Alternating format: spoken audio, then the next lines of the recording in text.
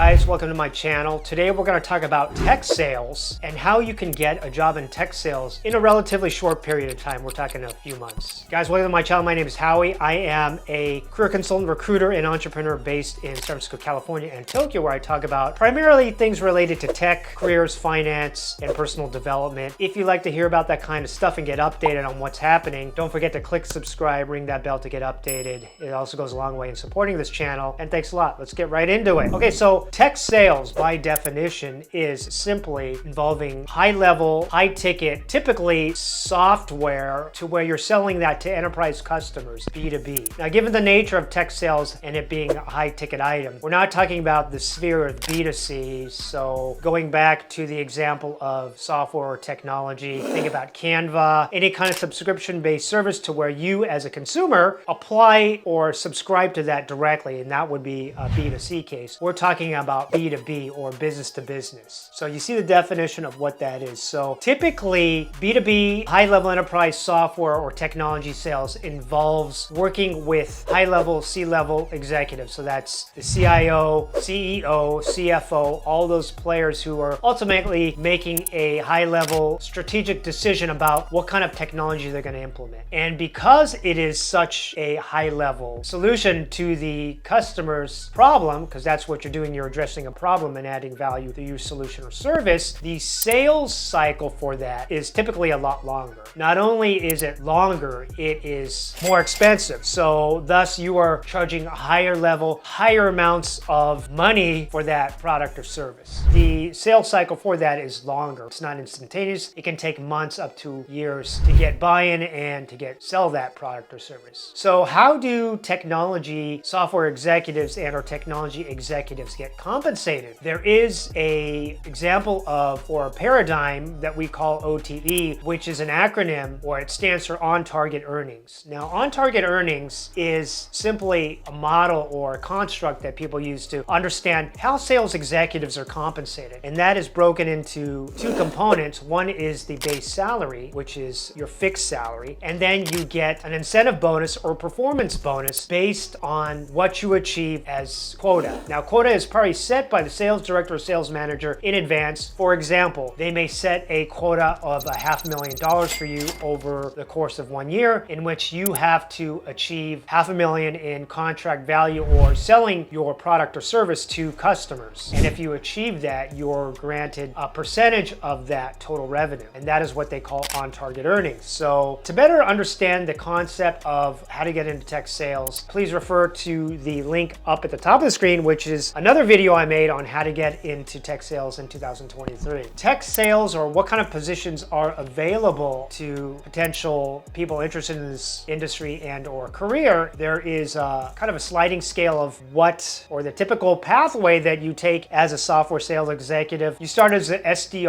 or development representative, and then you move on to an account executive, sales manager, sales director, VP of sales, and then chief revenue officer. And to get an idea of what those positions are, again, refer to the other video, but basically what they do is, as an SDR, you will be working a lot with phones, a lot with the marketing list, cold email, and following up with those leads. That job is primarily done over the phone. And then you graduate onto an account executive position where you're actually doing a lot of selling to targeted accounts that you've been assigned or you're responsible for. And after you succeed in that over a number of years, you become a manager, VP of sales, and then chief revenue officer, if that's what you want to do in the future. To get an idea of the type of salary bands that people are paid, I have cut out these slides for you. The SDR, what an account executive gets paid, sales director, and chief revenue officer. Understand that these are kind of general. I mean, these are skewed off the median. So for example, chief revenue officer, it says in the mid 200s, but actually they get paid, if they're good, can get paid up to $500,000 or more for doing that job. But this is kind of a